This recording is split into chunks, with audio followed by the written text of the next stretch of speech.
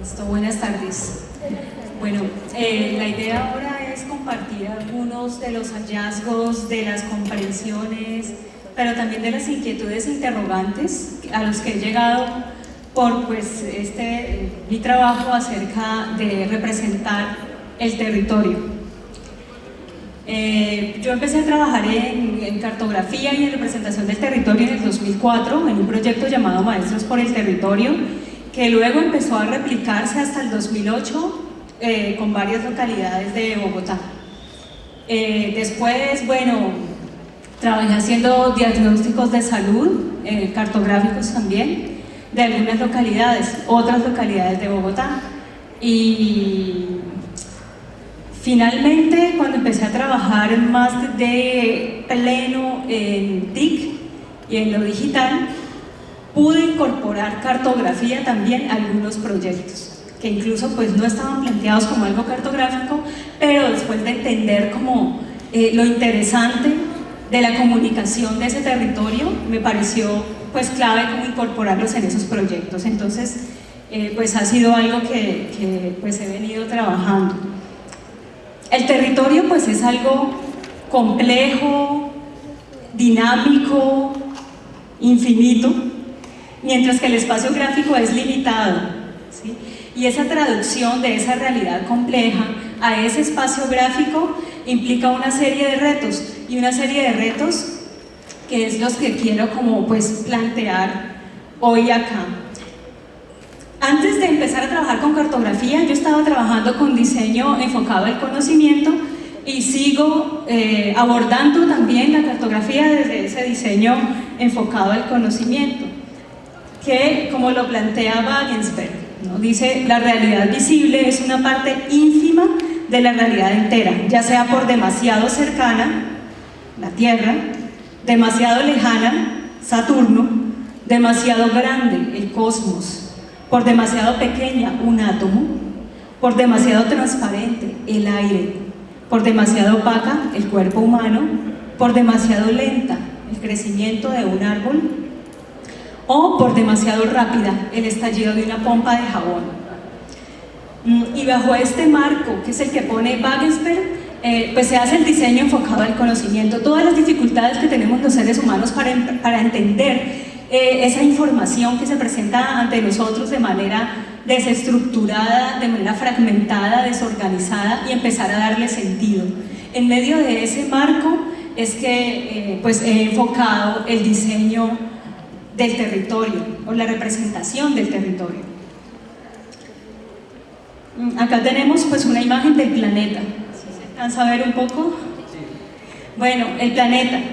Difícil de entenderla porque está demasiado cerca de nosotros, estamos nosotros habitando este planeta. Imagínense cómo una ameba, si la ameba fuera inteligente, cómo haría una ameba para entender la forma del cuerpo humano, las dimensiones, las proporciones. Incluso si las amebas fueran inteligentes, es probable que una ameba que asegurara que el cuerpo humano se mueve fuera quemada en la Inquisición de las amebas. En fin, hay toda una discusión y cosas que no han sido tan fáciles para la comprensión humana. Hoy pues hemos agudizado nuestros sentidos a través de la tecnología, a través de una serie de herramientas como esta. Es una fotografía tomada desde Apolo 17 de la Tierra. Sin embargo, a pesar de que tenemos una serie de elementos, de instrumentos que agudizan nuestros sentidos, sucede que siguen existiendo muchas cosas que no se comprenden fácilmente, por ejemplo de este planeta que habitamos, donde están las nubes, donde está, bueno, una serie de cosas que hacen que no sea tan fácil la comprensión de toda esta serie de fenómenos. Es ahí donde entra esto de la comprensión del territorio y de entender el territorio. Pero para adentrarnos en esas opacidades, en esas dificultades de la comprensión que propone la comprensión del territorio, pues tendríamos que mirar qué es eso del territorio. Y este concepto se compone de dos elementos en lo fundamental. Uno, la apropiación, el ejercicio de apropiación. Territorio implica poder, implica control e implica identidad. Y el espacio geográfico. Es la apropiación, el control, la identidad frente a un espacio geográfico. Ahora, espacio geográfico no se entiende como un simple escenario, como algo pasivo y quieto, sino el espacio geográfico, y aquí pues me estoy basando en la definición que hace el geógrafo brasileño Milton Santos. El espacio geográfico es una relación permanente, dinámica, constante, indeterminada o multideterminada entre diferentes sistemas, que aquí los he tratado de representar como si fuesen capas. Son capas de sistemas que están superpuestas unas sobre otras y que están en constante relación. La primera, la que está en la base, es el sistema de objetos naturales. Cuando hablamos de sistemas de objetos naturales, pues nos referimos a los ríos, las montañas, los bosques, los recursos que hay en el suelo, el agua, el aire. Todos estos pues no son simplemente una cantidad de objetos puestos ahí, sino que son un sistema, es decir, están en relación constante. Ya sabemos qué pasa con el clima, cómo el clima afecta a la vegetación, el bosque, el páramo, los recursos, o sea, todo eso está en una relación. Pero no solamente están esos objetos naturales, está el sistema de objetos artificiales. El sistema de objetos artificiales, como pueden tal vez adivinar, serían los pozos petroleros, los puentes, las escuelas, las vías, toda esta serie de elementos que también están configurados muy en relación con esos objetos naturales. Encima de eso tenemos sistemas de acciones como la explotación de los recursos naturales, como el movimiento de mercancías, de producción de mercancías, el flujo de información a lo largo del mundo, incluso por ejemplo el compartir una licencia, esas son acciones, ¿sí? Todo eso son sistemas de acciones que se mueven en un espacio geográfico. Bueno, hasta ahí llega Milton Santos. Posteriormente otros autores pues empezaron a llamar la atención sobre la necesidad de incluir ahí los sistemas de agentes o sujetos, que son los agentes o sujetos que están configurando esas acciones.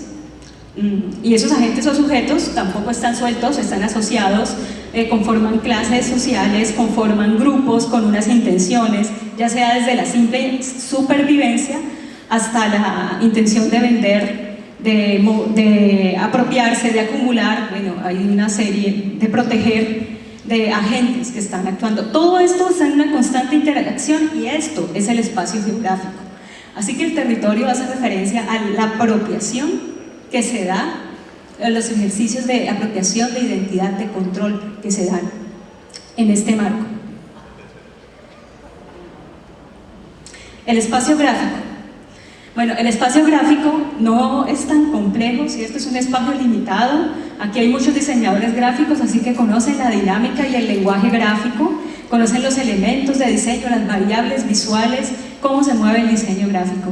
Pero quiero hacer un énfasis, y es que el espacio gráfico se lee en superficie, el mapa se lee en superficie, y eso es un fuerte importante para ayudar a comprender ese territorio, a descifrar ese territorio, y es que abordamos en superficie ese espacio gráfico.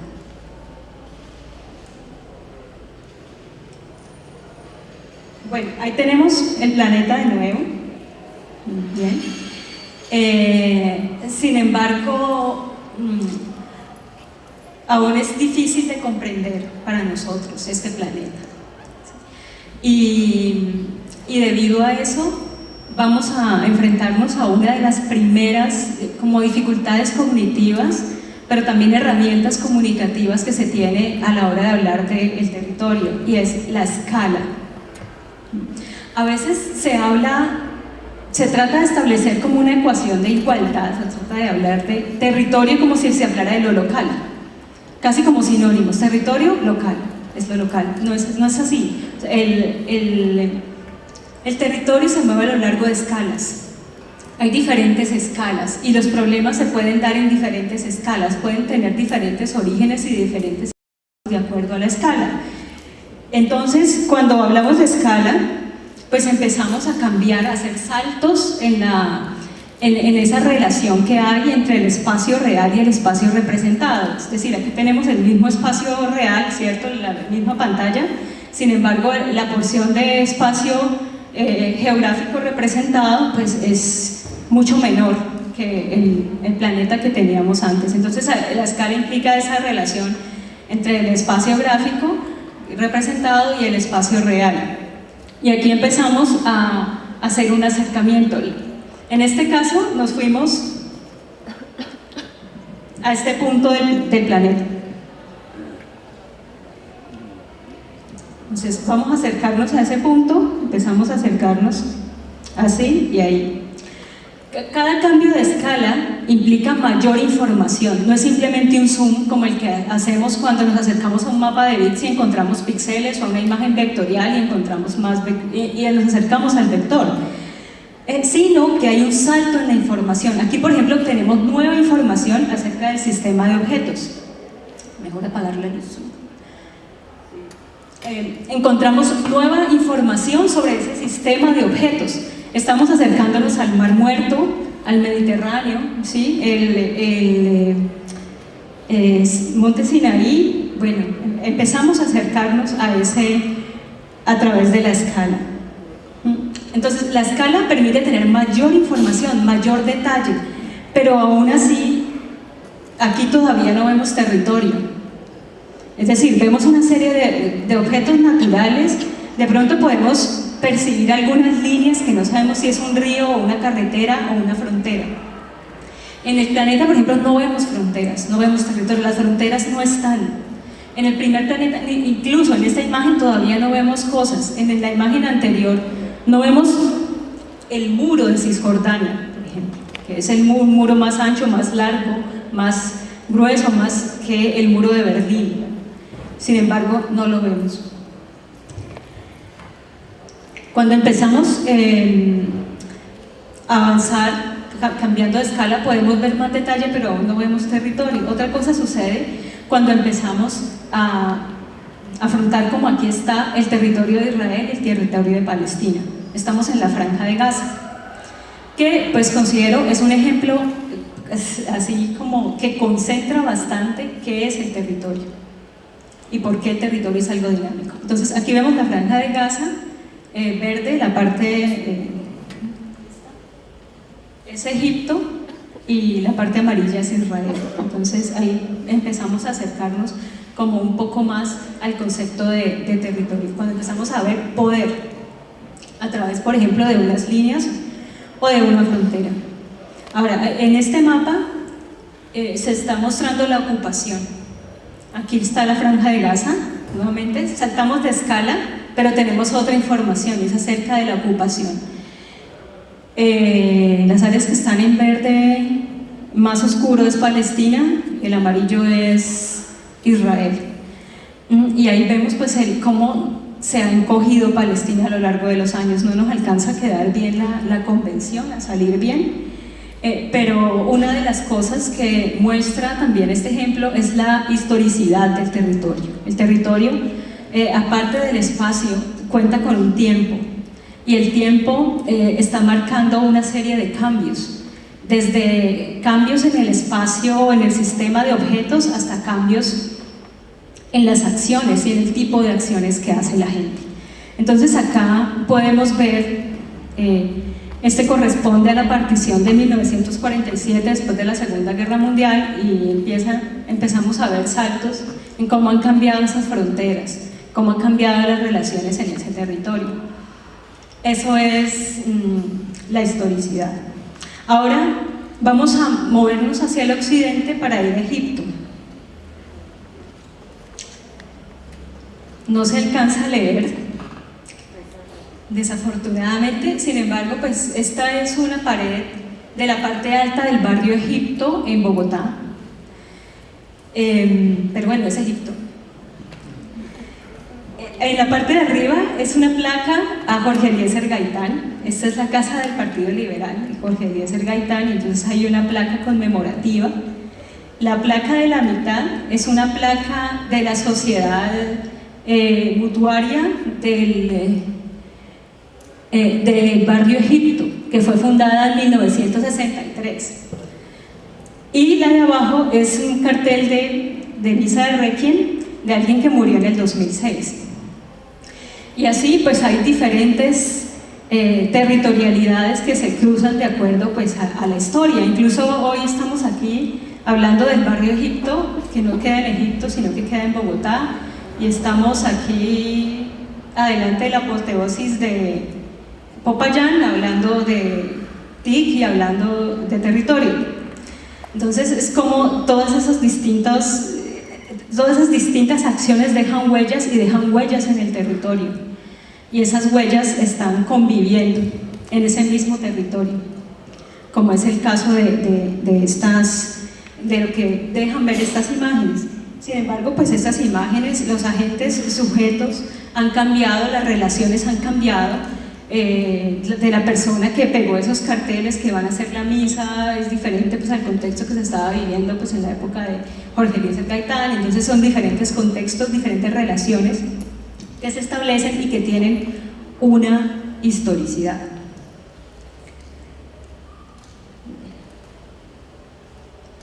Bueno, entonces volvemos al planeta. De pronto sonó un poco extraño o pareció extraño cuando salimos a Medio Oriente y señalamos ese sitio, ese punto como un punto del Medio Oriente.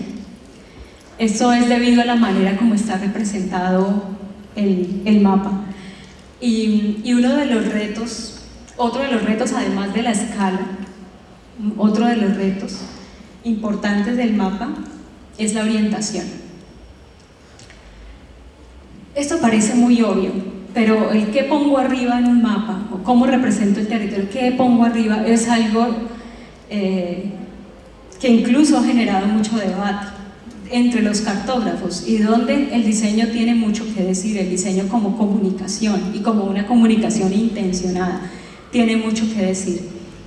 El norte arriba es una convención, ¿cierto? El planeta, vamos al planeta, el planeta pues no tiene una arriba, no tiene una arriba que lo determine. Sin embargo, pues se ha llegado como a la convención de poner el norte arriba. De ahí que este mapa parezca tan extraño. Sin embargo, pues eso se ha hecho. Este es un mapa utilizado en Australia que pone el norte arriba, y así pues hay varios que desde algún tipo de reivindicación política lo han hecho o lo han sugerido. Bueno, pero las relaciones entre los países no se van a modificar porque el norte se ponga arriba. Sin embargo, pues esa es como una discusión también y un debate acerca del norte arriba. Los mapas antes del siglo XV tenían arriba al oriente. Este es un mapa que tiene a Asia en la parte de arriba. Incluso la idea de orientar viene del oriente, y pues tiene razones materiales claras. La salida del sol, esto es algo material que puede favorecer el ejercicio de la orientación. Entonces, por estas razones ha sido como tradicional, y de ahí viene orientar. No decimos anortar, vamos a anortarnos, sino orientarnos. Y pues eso se ha derivado en que hasta ese siglo se pusiera de esta manera, se representara de esta manera el mapa. Sin embargo, es difícil para nosotros reconocerlo tal como está.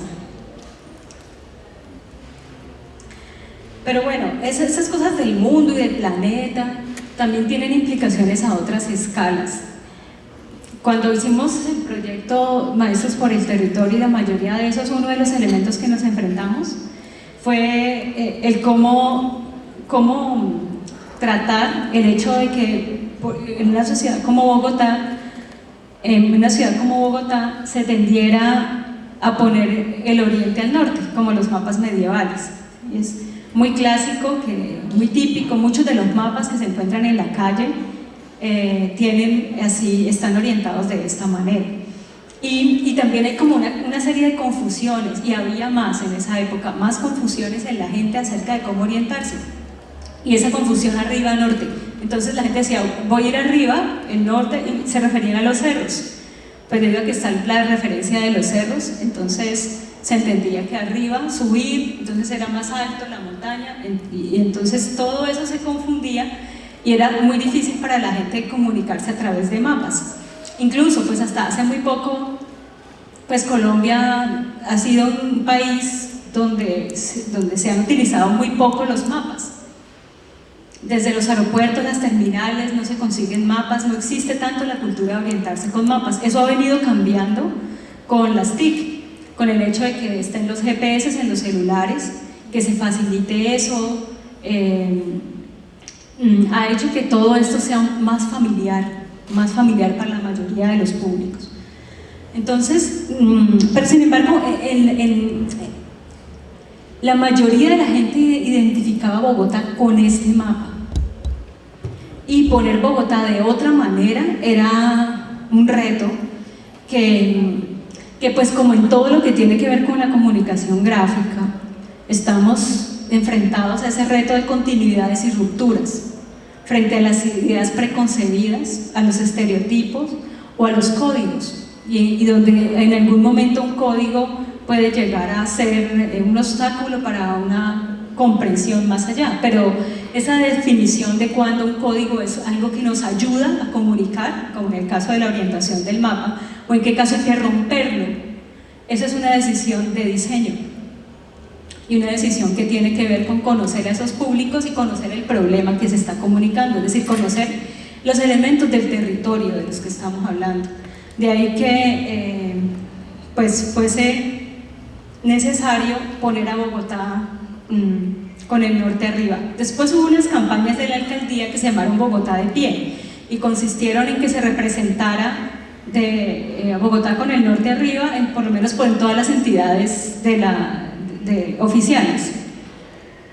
Y esto pues también se dio por unas razones prácticas, y es que en ese proyecto, por ejemplo, que era en la localidad de La Candelaria, era importante el uso de los localizadores, los cambios de escala, que hacemos de las escalas, de cómo manejar diferentes escalas en un solo plano, que hubiera una más visual, debido a que leemos en superficie, entre, por ejemplo, lo que sucede en Cundinamarca con esta Bogotá. Muchas personas cuando veían el mapa de Cundinamarca y ven esa Bogotá tan alargada, no la asociaban para nada con esa Bogotá anterior. Entonces el mapa de alguna manera también trató de hacer esa ruptura. En parte eso implica también cómo se desplegaba, por ejemplo en el caso de este que es el plegable, cómo se desplegaba y las personas no tenían que estar girando de acuerdo al norte. Entonces si el norte, si es la ciudad del plano completo, perímetro urbano, entonces tengo el mapa así. Si voy a verlo en Cundinamarca, giro el mapa y así sucesivamente voy girando el mapa en la medida que voy orientando de otra manera, sino pues como tener el mapa con el norte siempre arriba y poderlo poner. Ahora esa decisión, pues no estoy pues con eso definido que el norte debe estar arriba, sino tiene que ver con el contexto en el que se daba, en la manera como la gente leía y la información que estaba en el mapa, y también por supuesto con el hecho de que este proyecto era un proyecto que implicaba formación sobre cartografía con públicos. Entonces ese elemento formativo era importante.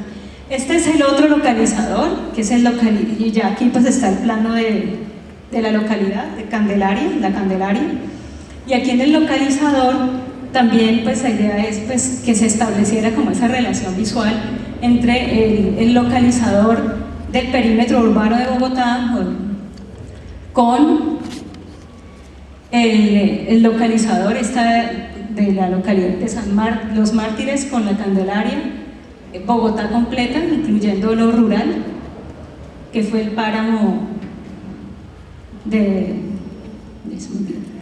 y allí Cundinamarca y luego Colombia. Bueno, como que todos estos cambios de escala se pudieran dar en el mapa. Y pues además, al hablar de La Candelaria y del problema del territorio en La Candelaria, un punto importante también de poner a Bogotá de pie era mostrarnos el centro y cómo esa localidad pues tenía una función de centro. Incluso ese proyecto se dio en colegios, en los colegios oficiales, así que una de las cosas que se mostró fue de dónde venían los estudiantes, de qué localidades. Esto pues, para esto habría que mirar esa escala ciudad, no funcionaba hablar de escala local, o sea, sin mostrar el plano de la localidad de la Candelaria para mostrar el flujo de estudiantes. Era necesario pues cambiar de escala, es el problema el que nos mostraba la escala. Es decir, llegamos como a la conclusión de una de las cosas que caracteriza la localidad de la Candelaria es que es céntrica, es central, convergen estudiantes de diferentes localidades, entonces luego la representación debe cambiar la escala. Y lo que hicimos fue aprovechar el localizador para poner este elemento a través de las flechas.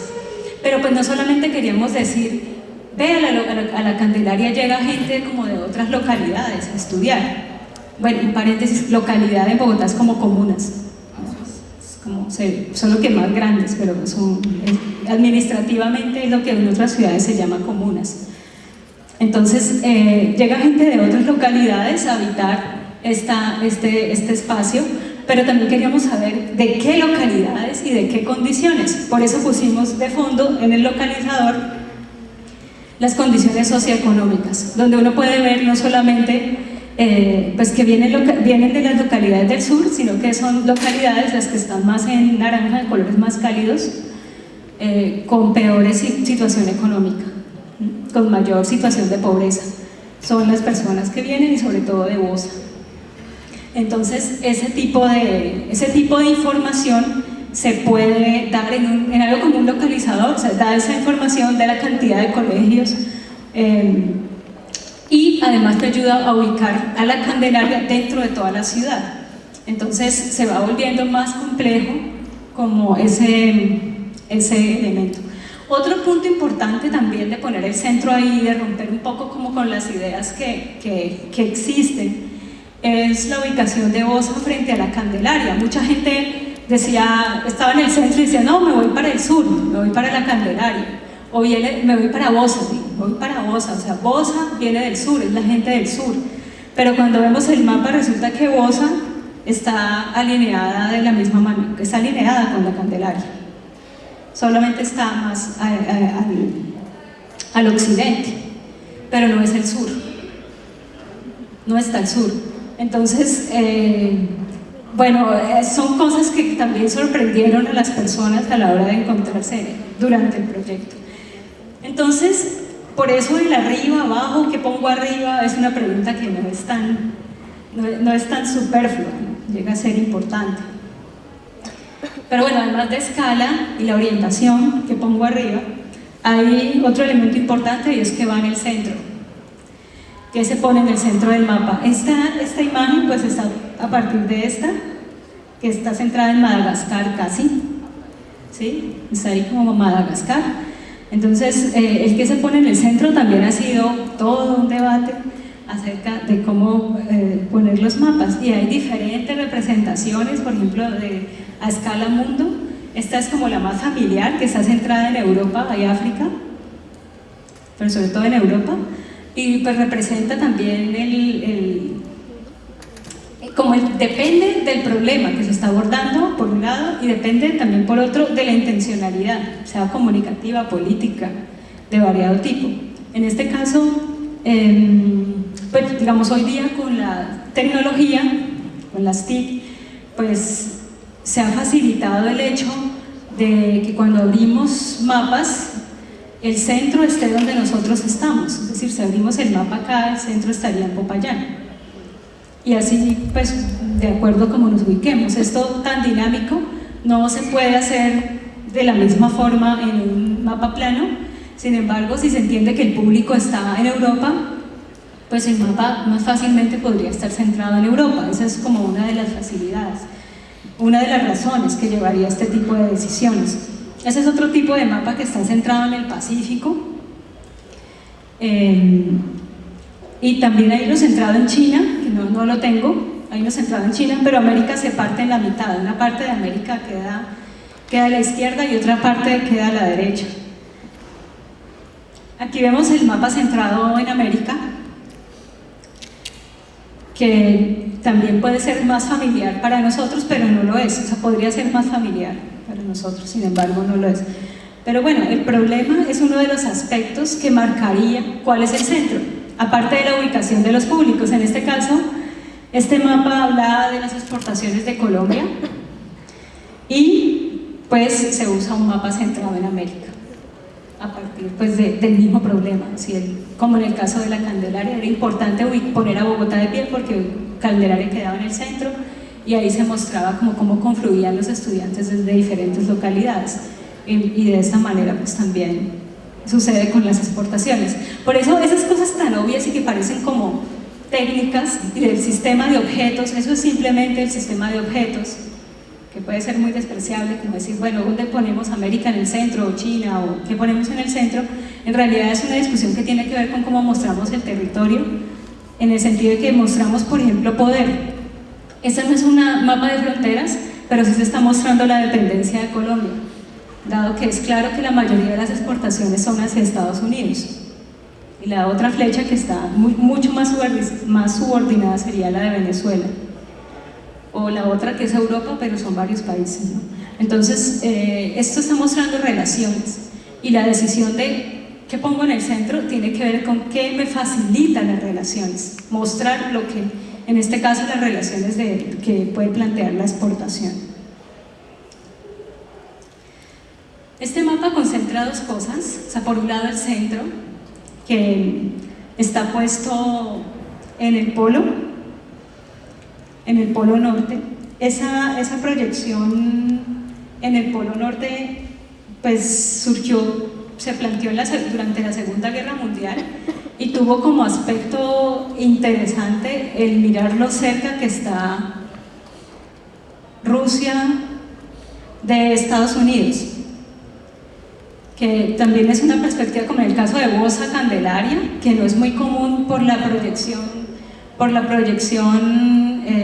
tradicional de centrar en Europa. Entonces acá este otro tipo de elementos y ese otro tipo de mapa, impulsada también después de a la Guerra Fría, llegó a plantear, bueno, la importancia de los aviones, los misiles, debido a la cercanía real que podía existir. Por ejemplo, Alaska, que es Estados Unidos, y lo cercana que está a la Unión Soviética.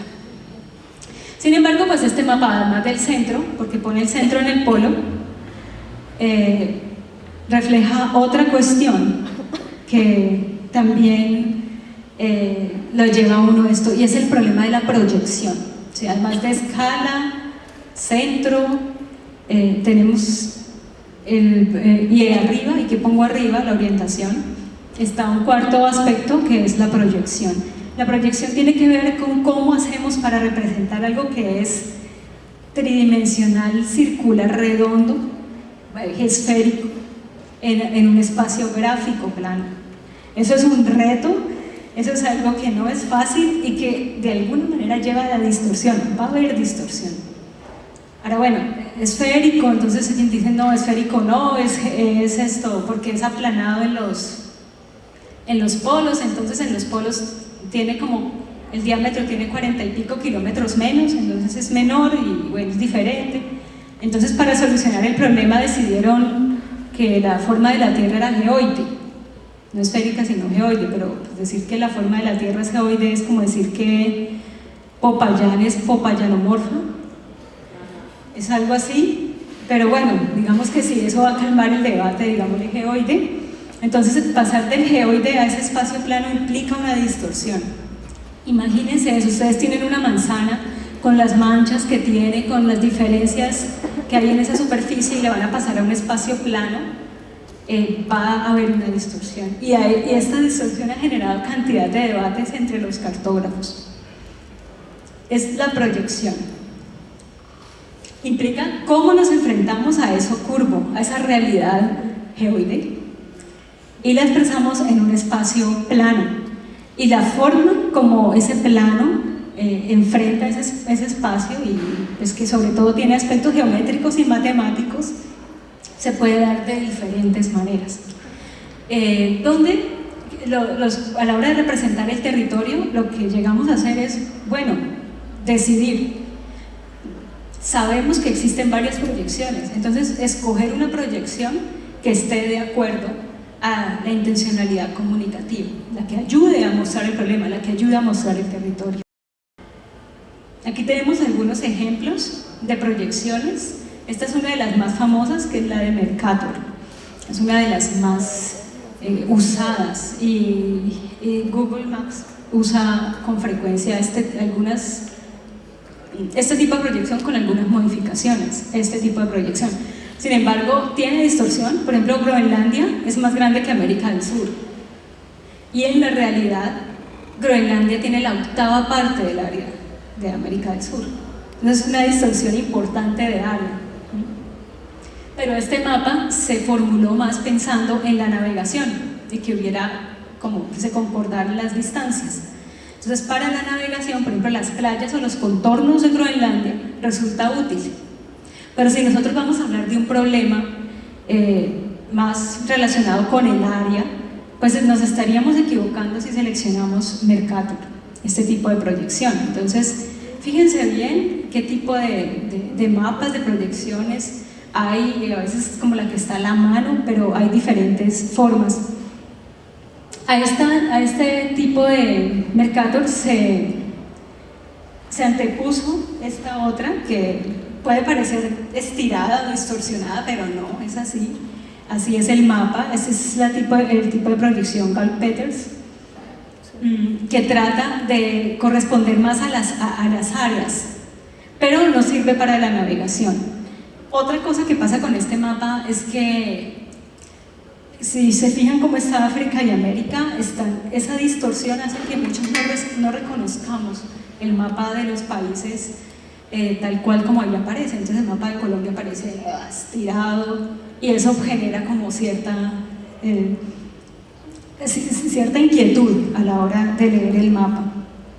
Estas dos proyecciones, Robinson y Winkel-Trempel, fueron generadas como parte de alguna forma representar un poco la curvatura, y este es el que utiliza National Geographic, este tipo de proyección, que es como considerada la que es un poco más fiel a muchas de las relaciones que hay ahí.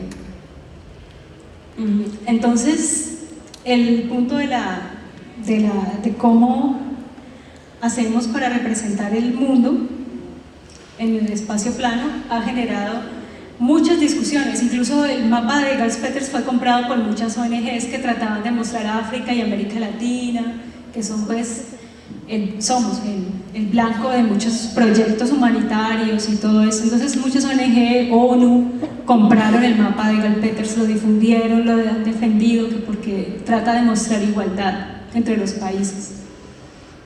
Entonces, y ha habido mucho debate alrededor de estos tipos de proyecciones. Aquí están otras dos. La de Fuller es a partir de un icosaedro, que ahí no sale bien, pero es como representarlo en un icosaedro, el plano del mundo. Y la de Dudor. Entonces, esa es la proyección. El otro punto es la posición. ¿Sí? Además de la escala, la proyección, la orientación que va arriba y que va en el centro, el otro punto es posición. El de posición es un poco el dilema de Mercator, ¿no? Mercator es una proyección que favorece posición y favorece distancias, como para la navegación, pero por supuesto representar el territorio es para qué es el territorio. El territorio se representa, pero también se transforma. Entonces, en el caso de la navegación, llegaba a ser muy importante las distancias, y las distancias pues a partir de la posición. Entonces, la posición es un punto clave. Aquí tenemos otra como cosa que ha llegado como a codificarse mucho en nosotros, y es esta representación de Colombia con San Andrés y Providencia. Esta es tomada de un mapa de Telefónica.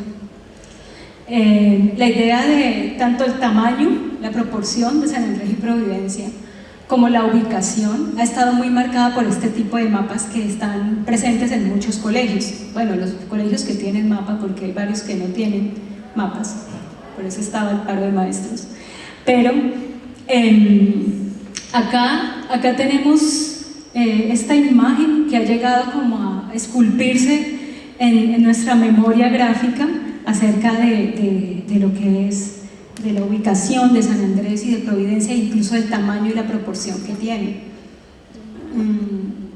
Pues la ubicación correcta es acá, y pues el tamaño no sería perceptible a esta escala de San Andrés y Providencia. Así que pues es algo que tiene una distorsión también, y una distorsión importante. Está mucho más cerca de Nicaragua, ¿no? Y está más cerca de Nicaragua, pues porque la playa de Nicaragua fue parte del territorio colombiano, y bueno, la historicidad del territorio está marcada en el hecho de que San Andrés y Providencia, que está tan cerca de Nicaragua, sea considerada. Sin embargo, pues está la polémica también. Acá también se pregunta uno, bueno, ¿cuáles son las razones que llevan a este tipo de representaciones que generan algún tipo de distorsión? Y muchas de ellas a veces pues tienen que ver con decisiones como ajustarse a un formato horizontal, que quepa Colombia, poner el mapa de Colombia sin San Andrés y Providencia implicaría pues dejarlos por fuera, pero para ponerlos por fuera no caben en la hoja donde se está representando, no caben ese límite de espacio. Entonces lo que se decide es tomar un fragmento, cortarlos, pero si se ponen, son punticos, no se ven, entonces vamos a ampliarlos. Pero si todavía no hay formación cartográfica, esto no se va a comprender. Sobre todo si se ponen así, o sea, así si no hay nada de claridad, que eso es un fragmento que corresponde a otra escala, y que el tamaño, bueno, y que la ubicación tampoco corresponde. Entonces, este problema de la posición implica también los problemas de tamaño. Aquí hay algo que no he mencionado, que es el tamaño, pero que ha estado presente de alguna manera, ¿no? Tamaño también, como cuando por acá hablábamos de Groenlandia y de América del Sur, aquí hay un problema de tamaño. Todos estos, si se fijan, son variables de diseño: tamaño, orientación, posición, centro. Todos esos son problemas que le atañen al diseño de comunicación gráfica. O sea, no es solamente un problema de cartógrafos y de geógrafos, que es donde más se ha dado la discusión, sino que es un problema de comunicación gráfica que se responde desde la funcionalidad del mapa y desde la intención comunicativa del mapa. En posición, el problema de posición, hay otro ejemplo menos reciente, pero igual de polémico, que es este. Allá vemos un modelo de la navegación que tenía Cristóbal Colón, y acá vemos el real. Entonces, pues el problema de Cristóbal Colón de desconocer el diámetro del planeta Tierra. Entonces, aquí no se ve mucho, pero bueno, Europa va hasta acá. Acá está el Pacífico, y se calculaba una navegación de 78 grados. Sin embargo, él estaba equivocado en el diámetro del planeta. Aquí está Europa, los 78 grados, se tropezó con América. Bien, y pues este desconocimiento acerca del diámetro de la Tierra, el diámetro de la Tierra lo habían medido en el 400 antes de Cristo. Sin embargo, pues él desconoció esa información, la midieron de una manera muy precaria, pero con mucha precisión, y eso pues llevó a este tipo de distorsión en la representación y en la navegación, y pues el accidente que todos conocemos y que incluso está relacionado con el mural que tenemos ahí detrás. Entonces, bueno, de estos diferentes elementos, variables, dudas y decisiones de diseño que hay que tomar, tan sencillas, que parecen tan sencillas como qué pongo arriba, qué pongo en el centro, cuál es la escala, cuál es el centro, cuál es la posición, bueno, todas estas, cuál es la proyección que voy a utilizar. Uno de los aspectos que todo el tiempo nos interroga es los públicos, y cómo van a leer ese mapa, cómo se van a enfrentar a ese mapa, donde a nosotros nos generó pues inquietud, yo creo que a la mayoría, ver ese mapa con Australia en la parte de arriba. A muchos también les generaría inquietud ver a Bogotá de esa manera. Sin embargo, pues este proceso todo el tiempo está atravesado acerca de reflexión, acerca de continuidad y ruptura. ¿Qué vamos a romper y en qué va a haber continuidad? ¿Qué cosas, qué códigos? El lenguaje cartográfico es altamente codificado, muy codificado. Y eso implica pues tener en cuenta qué códigos está entendiendo la gente, y también implica un trabajo de formación con públicos. Un espacio de formación con públicos tiene que ver desde cómo leer el mapa. La participación es una mentira si no hay formación. Si preguntarle a la gente qué quiere sin que la gente entienda ese problema, pues es una trampa. Así que por un lado hay formación en el mapa, pero por otro lado hay aprendizaje acerca de cómo los públicos se comunican. Y en lo posible, sí, puede haber construcción con los públicos. Este es uno de los proyectos. Estos son profesores, hubo más o menos 2000 profesores en una fase, 2000 en la siguiente, donde ellos participaban en la elaboración del mapa y la elaboración de las rutas, también porque ellos conocían su localidad mucho mejor que nosotros, que llevamos como externos, ¿no? Entonces el redactar ese mapa implicaba como conocer varios de esos elementos clave del lenguaje cartográfico, donde en lo fundamental hay una fase de lectura, que es la que proponemos, pero antes de esa fase de lectura hay como otra fase de toma de contacto. En esa toma de contacto las personas empiezan a reconocer formas, a reconocer la escala y a reconocer símbolos, que es como ese choque que se da, está al revés, está arriba, está muy estirado, ese de mi país está mal hecho, o hicieron mal hecho el contorno de mi país, o quedó torcido, o quedó... Ese tipo de cosas, o no entiendo este código, o qué dice. Todo ese tipo de cosas hacen parte de esa primera toma de contacto, que luego ya lleva a la lectura del mapa como tal. Entonces, para lograr esto, pues es importante pues la actitud de los públicos o de los lectores del mapa, donde puede ir desde la participación más directa de esos lectores en la elaboración de los mapas, que no siempre es posible, hasta cómo se le propone al mapa, cómo propone el mismo mapa, cómo esa lectura en superficie permite que el usuario sea libre a la hora de entender las relaciones, de verlo poco a poco. Sin embargo, sí requiere una cultura visual en torno al mapa. Entonces, este es el tipo de proceso